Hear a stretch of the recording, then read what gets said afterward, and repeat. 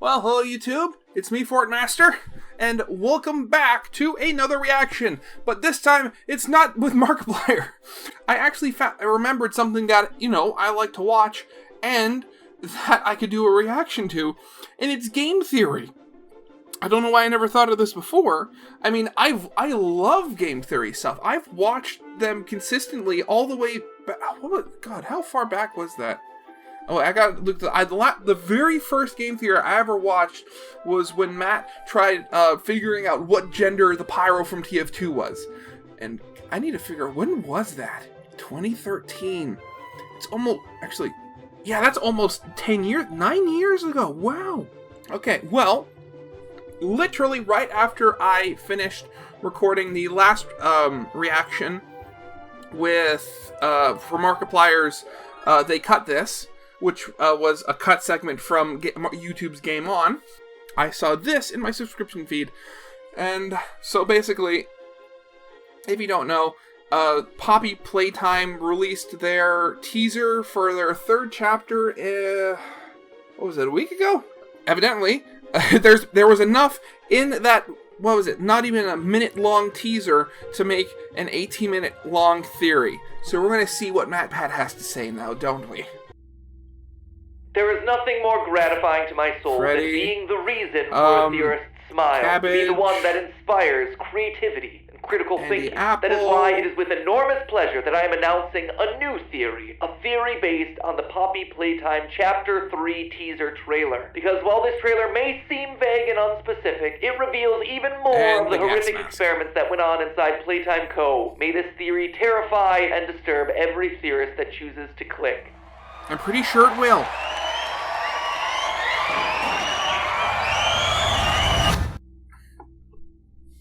Hello, Internet! Welcome to Game Theory, the show that encourages you to wake up and smell the poppies. And I mean that quite literally, friends, because today we're diving nose first back into the world of Poppy Playtime, which has been suspiciously quiet since the release of Chapter 2 back in May. Then, all of a sudden, out of nowhere, we got ourselves this little surprise last week. A teaser trailer for Chapter 3 coming out, according to the video, sometime next year. And let me tell you, friends, if you haven't seen this teaser yet, it gets dark. It starts off with a slow panning shot of the toys that we've already defeated. Huggy Wuggy lying on the ground, Mommy Longlegs broken ripped in half, into, Brawn the dinosaur's head for some reason. All while we listen to Elliot Ludwig, founder of Playtime Co., giving an announcement about PlayCare, the adoption initiative that Playtime Co. is starting. He states that Playtime owes everything to these children, and then the trailer ends as the camera moves up to reveal a creepy-looking gas mask, all while the sounds of audience applause mixed with the horrifying cries of children.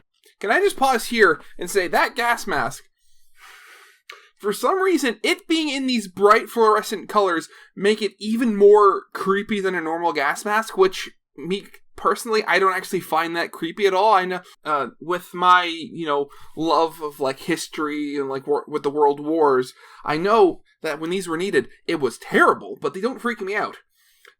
This freaks me out almost, not as much, but almost as much as the silent children from Doctor Who. I think that's what they're called. When people's faces literally morphed into the gas mask. Ugh. Oh, that still creeps. That whole transition still freaks me out. And here comes the screaming. Yay! This is a video game that's gonna be played by kids. Clearly they went hard for this one. The Chapter 2 teaser was creepy, child singing Itsy Bitsy Spider in a minor key, classic horror trope. But there's something about the sound of screaming children that just hits different. And that's coming from a guy who talks about dead kids way more regularly than a person probably should. However, behind those screams, we're really looking for the lore. For a few episodes now, we've suspected that Playtime Co. used children to make these living, breathing, bleeding toys. And now, having the founder of the company outright say, we owe everything to these children, well, I'm thinking he means that literally. But there's a lot more in here than just hints to past theories. I suspect that there's enough in this single minute of content to get a sense of most of what Chapter 3 is going to reveal to us. From the next big bad toy we're going to face to perhaps the most disturbing lore drop to happen yet. So let's take another slide down into the depths of Elliot Ludwig's monster factory, shall we? Probably the best place to start. Oh, yeah, just before, I think it is, just in case you're watching this and you haven't watched any of Matpat's theories, the gist of it is literally using the kids to make living toys, and Poppy, the aforementioned Poppy Playtime, is most likely Elliot Ludwig's daughter, because all of these horror games are about the creator of something having something horrible done to their children, and them trying to keep them alive forever afterwards.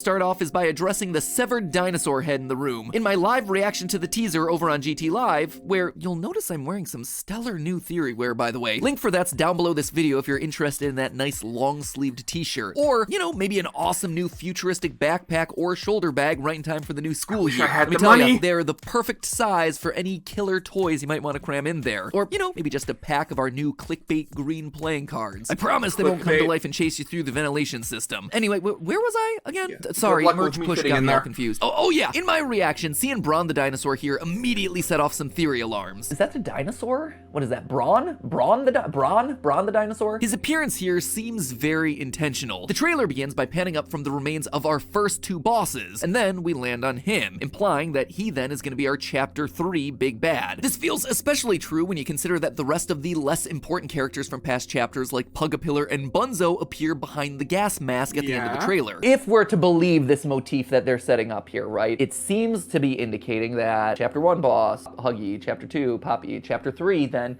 is Braun going And I still want to find out what's with Missy, because she's obviously some form of good.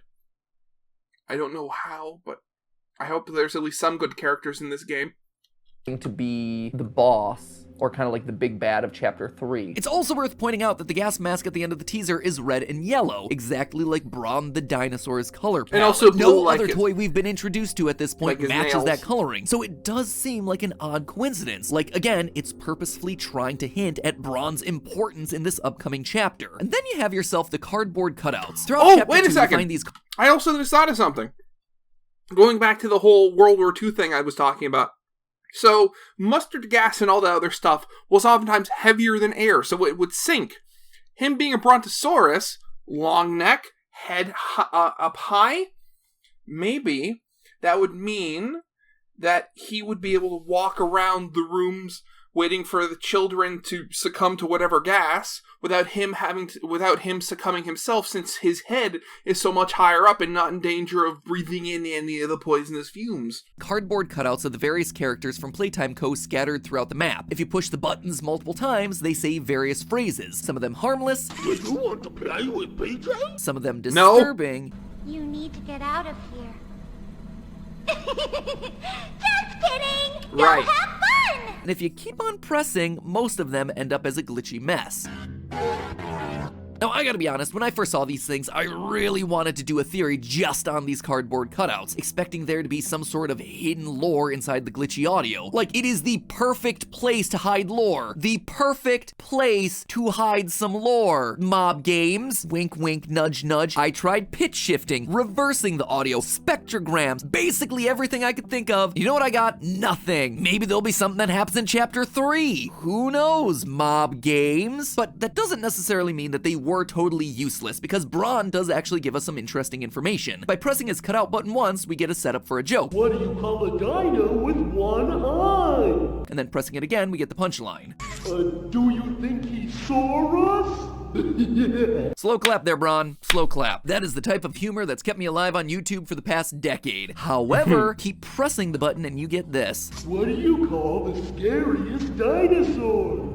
Me. Braun is outright telling us that he's a scary dinosaur. The other toy cutouts, even the ones that do try to kill us within this very chapter, aren't nearly that overt. Some of them have ominous lines, but none of them are outright warning us about how scary they can be. In short, all the signs are pointing at Braun being the toy that we're gonna face next, which is why I don't believe it. I suspect that this might be a red big herring. misdirect on the part of Mob Games. I think it's theory bait. It's meant to get little theorist fishies like me interested in the hook, and then I get lured in and served up on a platter. You see, this isn't the first time that we've had Braun shoved into the spotlight only to be relegated as a mere background character when the chapter ultimately comes out. All the way back in the first trailer for Poppy Playtime, there's this wonderful shot of a giant toy Braun whose head suddenly turns around on its own and reveals its cold, dead eyes. And then the chapter came out and he was a poster. Cool, cool, cool. He reappears in Chapter 2, but again, he's nothing more than just a prop in a puzzle sequence. And from a business perspective too, it just doesn't make sense for Braun to star in Chapter 3. Mob Games have had such success in creating new big big scary villains like Huggy and Mommy, the third chapter just going back to a character that's existed since the beginning, it loses a lot of the hype of a big teaser reveal. Yeah. And they not only lose hype, but also a good merchandising opportunity. People have loved Brawn, Catbee, and all the other toys since chapter 1. New chapters means the opportunity for new characters, which means more new merch. And the last thing about this is that Mob Games' strength really seems to be flexible characters. Things that bend, feel softer or rubbery. I mean, Kissy Missy trying to pull this switch in the middle of chapter 2, not only is it Adorable. hilarious, but it also just shows the strength of the team's animation of softer, stuffed characters. It is a huge and welcome departure from the monster designs of a certain other indie franchise that's dominated the scene for the past 8 years. Ron is hard, he's heavy, he's robotic. Again, pushing away from the monster aesthetic that's worked so well for Poppy Playtime up to this point. So call it a hunch from the past decade of doing this, but I don't think Brawn is gonna be our big do what I bad. want. I think they're gonna reveal more about our big bad in October or November as they get closer to next year's release. But hey, that's just a theory. A mini theory that exists within this one larger theory, yeah. because I am nowhere near done with this teaser. But if I am gonna keep going to reveal the big lore drop that I expect is gonna happen in chapter 3, I'm gonna need you to do one thing for me right now, and that is click the subscribe button. Already You guys done. know I I've know been a lot about subscribed since YouTube, right? Well, 2013. here's a little known fact about how it works. Your clicks on the subscribe button actually wind up a crank over at YouTube headquarters and give the algorithm the power that it needs to play the various videos. So I'm gonna need you to wind that crank. Bet you can't click the subscribe button before I count down to 0, 59, 58, 50.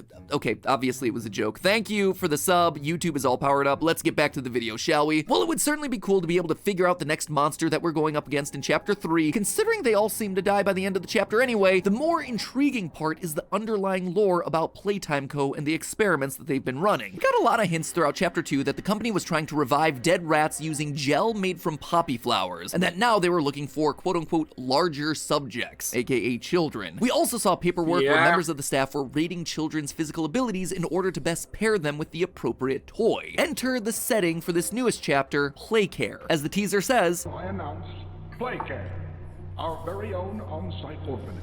having an on-site orphanage would give them plenty of larger subjects to dip into poppy gel. Kids forgotten by a system. Kids that are untraceable. But then what? What did they do here that led them to becoming the horrifying monsters that we've now come to expect from the franchise? Well, I suspect the answer to that question lies with this teaser. But not in the teaser, rather the thumbnail. You see, the thumbnail obviously puts the gas mask front and center as you'd expect, but there's a detail here that isn't present in the actual video. Surrounding everything is this red mist. It looks cool, and it definitely works nicely with the gas mask theme, but as someone who spends way too much time in thumbnail design meetings, I can tell you that this detail is more than just a "it looks cool" moment. This detail is intentional. It reveals way more than anything in the teaser itself. It reveals the usage of poppy gas. I mean, poppies are red flowers after all, so it just seems to make sense. I do think that the poppy gas, I think that's probably where they're headed with this, right? Is making the poppy into a gas that then is converting the kids. Immediately after I filmed this over on GT Live, I jumped on the computer and started looking into the idea of poppy gas. And you know what I found? Nothing. Zilch. Nada. Turns sense. out nobody is interested in turning an odorless flower into a gas. But then I remembered this moment from the opening seconds of the game. Her hair is sturdy and won't come out when you brush it,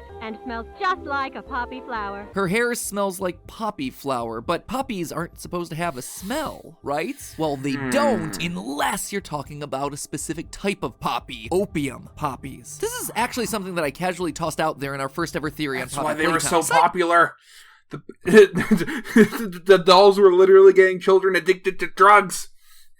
Note I looked into, and it turns out that poppies don't really have that much of a smell. Unless, of course, you're talking about opium poppies, in which case you're opening up a whole lot of messed up there. You see, normal poppies don't have a smell and don't have much of a narcotic effect because they have low levels of alkaloids, basically just a naturally occurring compound in the plant. Opium poppies, though, have higher alkaloid levels, resulting in a stronger smell and more physiological effects on humans. What do? Well, look no further than The Wizard of Oz. Poppies will put them to sleep. I can't run anymore.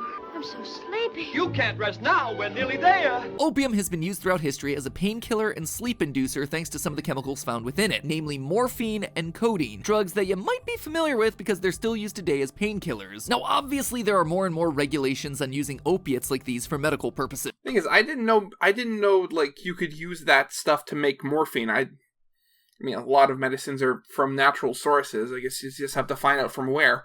In fact, my partner Steph, in her former life before YouTube, worked on helping educate doctors about the medical uses and dangers of opiates and opioids. However, that sort of knowledge didn't exist in the early 1900s, and this stuff was totally unregulated. Opium would commonly be mixed with sugar and water to make syrups, balms, and soups, which would then be given to children that couldn't sleep. These balms could then be applied to women's chests to help babies wean faster, or they would be put on babies' gums to soothe them while they were teething. In fact, they were marketed as soothers and could be purchased in pretty much any grocery store at the time. You know, it was just common practice for perfectly normal kids to be given highly addictive drugs, at least until regulations finally came down in 1912. But as disturbing as that may be, it actually connects directly back to Poppy Playtime. Playtime Co. using opium poppies in Poppy's hair follows this trend of subduing kids who are in pain or just a bit restless using a drug. It also means that they were probably able to skirt around regulations. Who would suspect a toy company putting opium in a doll's hair? And considering they weren't a medical center, they probably were even less likely to fall into suspicion. But how does all of this relate back to our creepy gas mask and the red fumes surrounding the toys? A gas mask, to me, implies that the gas is covering a large area, and that the gas is more concentrated. In my research, I found this: Carfentanyl, a narcotic gas that's in the same category as opiates and opioids, which is 10,000 times stronger than morphine, which itself is 100 times stronger than opium. And Carfentanyl has been weaponized as a gas before. In Russia back in 2002, a group of rebels took a theater of 800 people hostage. Since I already seem to be doing movie references in today's episode, it's basically like this opening scene from Tenet. After 3 long days, the Russian authorities were suddenly faced with a difficult choice of how to possibly end the standoff. They decided to use a carfentanyl-based gas to knock out the rebels, thereby allowing the troops to get into the building safely. Except there was one problem with the plan. Carfentanyl is too strong. Again, stuff is 10,000 times stronger than morphine. Well, sure, the carfentanyl did indeed knock out the insurgents so the authorities could get in. It also killed 130 of the hostages who were also in the building breathing the stuff in. The gas fills your lungs, replacing the oxygen that you should be breathing in, meaning that no oxygen is getting into your bloodstream, but instead this deadly chemical, eventually causing your body to shut down. Which then brings us all the way back around to Playtime Co. and their experiments with poppy flowers and rats. The experiment that we read about in Chapter 2 shows that Elliot and his team killed a rat and submerged it into a poppy flower gel mixture before trying to revive it. The process didn't work, which they figured was because of the size of the test subject. But what if it was more than that? What if part of the problem was that it was only coated in a poppy gel mixture? I mean, I could go swimming for hours, but I can't then claim that I'm suddenly hydrated. The water's only effective once it's inside of my body. I'm wondering if that's actually what we're seeing here. Actually, and also, especially if it's salt water, you'd probably, after long enough, be dehydrated, since... Actually, no, how does that work? I know, water... Would it go in because there's less water in you than there is outside, but it's also salt? I don't know where I was going with this, sorry. Poppy gel didn't work, but what if you breathed in poppy gas? Suddenly, you'd have it in your system immediately as the lungs transfer the gas into the bloodstream. If Playtime Co. is trying to activate the elements of the poppy, it being in the body, in the blood that's keeping people alive, well, it feels like that's gonna get you more consistent results when trying to revive someone. Making it a gas would also make the experimentation process easier. Could you imagine having to submerge one child into a gel mixture and then having to fish him out before putting the next one in? Putting a child in a room filled with gas, however, is a way easier way to do it and far less messy. And yes, at this point, I think I need to make the obvious disclaimer here. This is dark. Very dark. I think we can all very easily see the parallels to World War II gas chambers. But the reason that I'm talking about these very disturbing things and these very tragic events is because it seems like this is where the game's headed to with the upcoming 3rd chapter. This is a toy factory after all. Mass production is their name of the game. Around the factory, we see dozens of broken and bloody cat bees, bronze, boogie bots, and candy cats. These weren't special one-offs like Mommy Longlegs or a giant Huggy. These were everyday toys that were being sold out to the masses. So if there are lots of bloody candy cats laying around the factory, and we've seen children assigned to that specific toy, then it stands to reason that you need a lot of kids ready to be converted. The gas allows you to get a big group of children together in one room, drug them all at once, and then walk in with your colorful gas mask and remove them all ready for mass production. However, I don't think they're just shoving kids into a room to be converted. They're using the entire play care facility facility. And I believe that to be the case because of the main focus of the teaser, the mask. This gas mask is not just the same color as brawn, it's the same color as real-life gas masks that were created during World War II. While most masks were neutral colors like black, brown, gray, or green, those colors made the gas masks look unappealing and scary, especially to children. You can imagine why. Are you my mummy? In walked Okay, Walt there you go. Disney. Yep, that Walt Disney, believe it or not. He decided to help the issue out by manufacturing the Mickey Mouse mask, which had the face of the iconic mouse to make it more appealing to kids. In the UK, they That's not freaky at all. have the Mickey Mouse mask, but it didn't look like anything coming out of the old House of Mouse. Instead, these masks were bright red, and that was it, just red. Sometimes they had a flappy nose to make them seem more fun, but overall, it was just about making the colors bright so they were less scary. And remind me again what color the mask in the teaser is? These masks are bright and colorful because they're being worn around children, all in an effort to make them and the scientists that wear them less scary, which of course they have to do so they don't get high off the fumes that are being pumped into play care. If these gas masks were only necessary while kids were being shoved into a testing room to be transferred into a toy, then they could have just had them as a standard black color. No kids would be conscious enough to see them being worn. It makes a lot more sense that they're this color though, because the children are seeing them being worn regularly, which you'd have to do if the entire play care facility was slowly being gassed. And then all we're left with is a bunch of screaming children. Chapter 3 of Poppy Playtime promises to lean heavy into the twisted backstory of the factory. I'm just not sure any of us realized how dark they were willing to go with this story. Thanks to this new teaser, I think we have an idea. Now the question is, are we gonna be brave enough to keep going? But hey, that's just a theory. A game theory. Thanks for watching. Oh.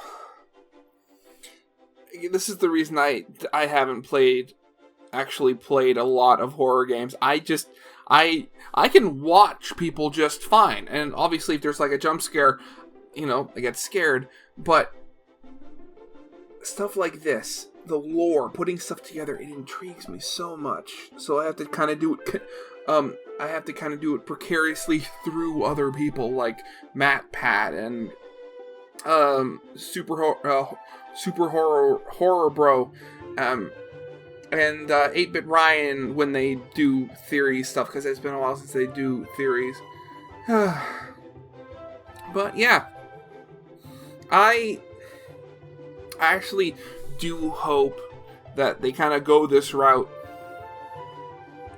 Just because not just because it's dark, but just because you don't really see kids or horror games with this kid-like aesthetic around. Usually it's just, stab, soul in the robot, or whatever. Or,